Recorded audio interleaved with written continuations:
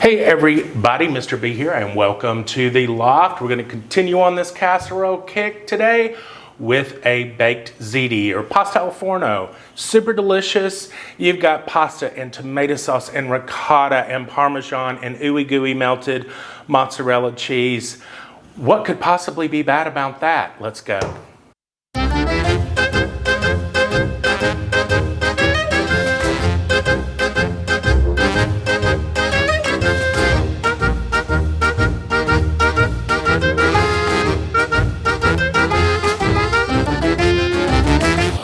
Okay, let's walk through what we're going to need for our baked ziti. Got a couple of cans of whole peeled San Marzanos, baby. It's the only way to go. We'll run that through the whirly doodle. Protein, we got some sweet Italian sausage. I'm going to supplement that with some ground beef. Now, if you are, adverse to pork for whatever reason, you could just as easily substitute a turkey sausage or a chicken sausage, or if you don't want to do a sausage, then just go with all ground beef. If you don't like ground beef, then use ground turkey or ground chicken.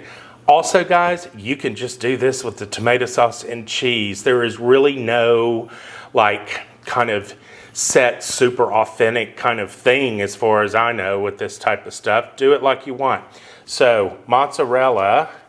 Super yum. We're going to shred this as well as just kind of cube it. Whole milk ricotta. It is the only way to go, kids. Some parmesan, onion, obviously some garlic. Now, I was an idiot yesterday at the store, even though ziti was on my list. It didn't get into the buggy and therefore did not make it home. Same goes with fresh basil. So I am going to use rigatoni. It'll work out just fine. Hell, it's just baked pasta, kids.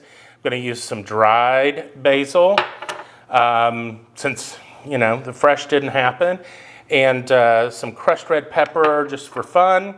And some Italian style seasoning. So with that, let's get to go.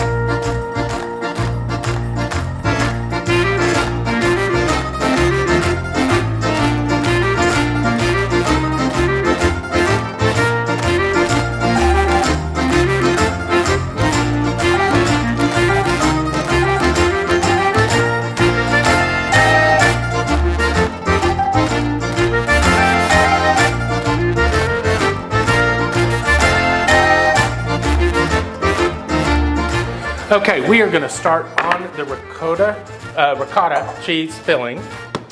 So we're going to hit this with about, 16 ounces of whole milk ricotta.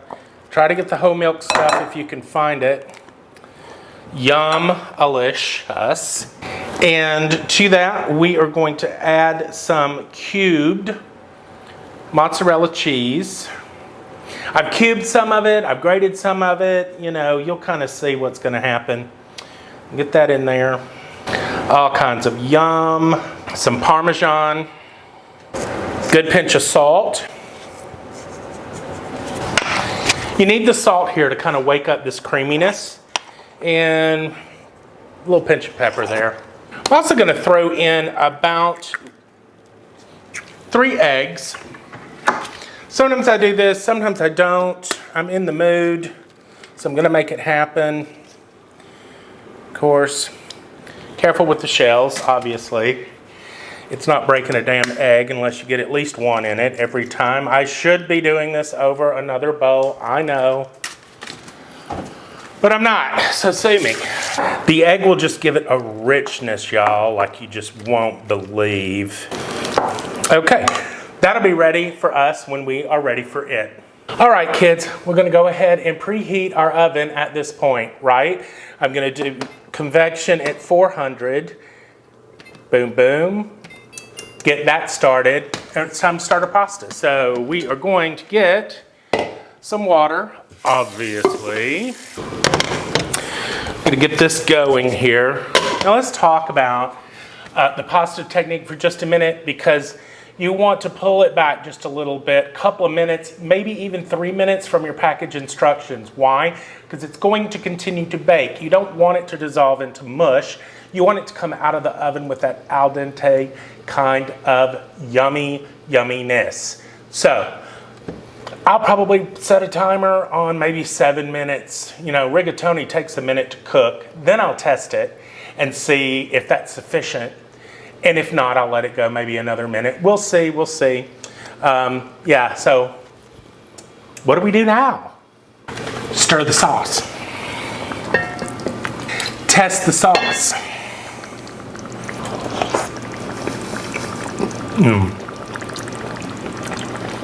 Shit, that's perfect. Eat a little bit of cheese.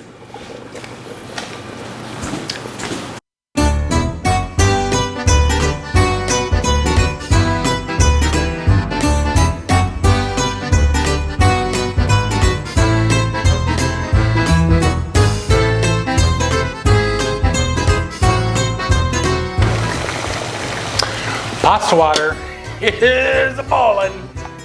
We are going to liberally salt this. Now, you know, there's always a debate, how much do you salt your pasta water? Some say it needs to be as salty as the sea. I don't think I take it that far. But this is your one and only chance to, you know, season your pasta on its own, all right? So to this, I'm gonna add, like I mentioned, you know, the ziti didn't make it home, so we're doing rigatoni, which actually I prefer. 1 pound, and I'll admit I'm doing a little more than what my recipe would typically call for. And I've got one of those, you know, sort of mix-match boxes of rigatoni. So I'm gonna add that in there as well. Give it a stir. Package instruction says about 12 minutes. Rigatoni does take a minute, so despite what I said earlier, actually I may have said it, I'm gonna do a 9 minutes, and then I'll see where it's at, you know? Oh my God, it's going so good.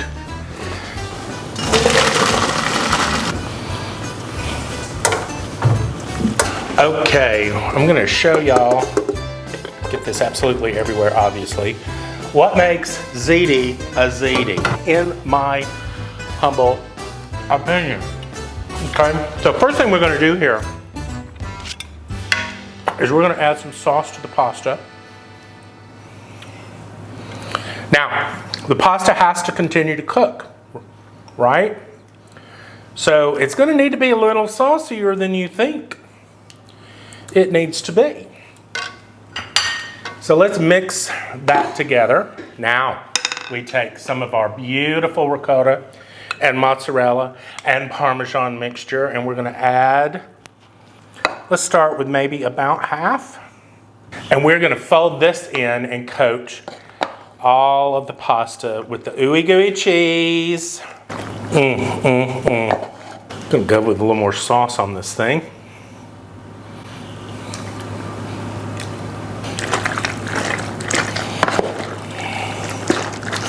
Perfect. Now we'll start assembly. Okay, let's assemble this masterpiece. Now, typically, I would do this in a 9x13 or an 8x8, 2 8x8s, instead of these sort of wobbly, wasteful roasting pans, but I'm doing one for me, one I'm giving away, and one I'm gonna freeze. So the only one that I'm really gonna be cooking is the one that I'm going to enjoy, right? Because I'll want my friend to be able to bake his off when he's ready for it. And I don't want to bake it and then freeze it because it's just gonna come out mush on thaw. Not that that's a bad thing, trust me. Many a late night I've come in and eaten some damn leftover lasagna or ziti that was frozen and the like. So, here's what we're gonna do. We're gonna start with a little bit of sauce in each. Pasta. Oh, but wait, there's more. Let's throw some more of this ricotta in there. Dollop, dollop, dollop, dollop. It's got all that mozzarella cheesiness up in there. Are you kidding me? Perfect. Don't neglect your corners because that's the best damn piece, right? Y'all know what I'm talking about. And the last step, well, not really the last step. Get some of this mozzarella on top, some brown edge. You have that crispy bits of the pasta. Yes, indeed. And then, let's hit it with some parm. And lastly, let's top this off with a little bit of extra virgin olive oil. This is gonna help with that browning that we want and the crispy. And how can it even hurt it? Let me tell you guys something. This shit's gonna overflow. I mean, you need to just go ahead and face the facts, okay? Which one? Let's go with this one. Face the facts. So into a 400-degree oven, about 30 minutes until it gets that color. And, you know, we're gonna chow down. Okay, kids, it is time. See, that is what I'm frickin' talking about here, people. Anywho, as you may have heard me say, let this rest, okay? It's gonna set back together and be absolutely delicious. Woo! This is the hardest part. Okie dokie, while we are waiting on the ziti to rest, about 10 minutes I'm letting it rest, I'm gonna show you how to prep these, as though you were gonna freeze them or give it away or what have you. So we did not bake these off, as you will remember. This is really simple. So let's wrap this up with a little bit of plastic. I'm gonna keep the air off of it, especially in the freezer. And get that done very, very tightly. Okay, I'm gonna do another round on that as well. So what you do, really, when you're ready, bring it out of the freezer, let it thaw, might take about a day or so, and then just pop it in at the 400 degrees if it's fully thawed for about 30 minutes. You could put it in frozen, but what I would recommend that you do, if you put this in straight from the freezer frozen, okay? What I would do would be to cover it with some aluminum foil, much like I'm doing right now, which it will already have on it, and let that go,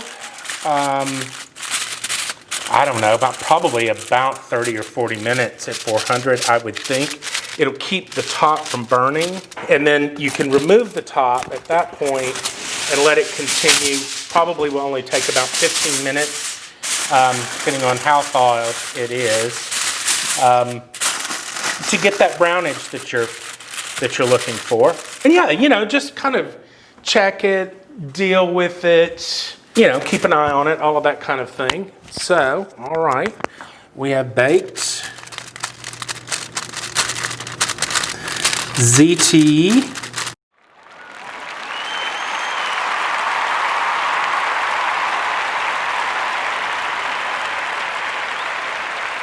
All right, guys. I mean, please, you know, I love this stuff so much. So,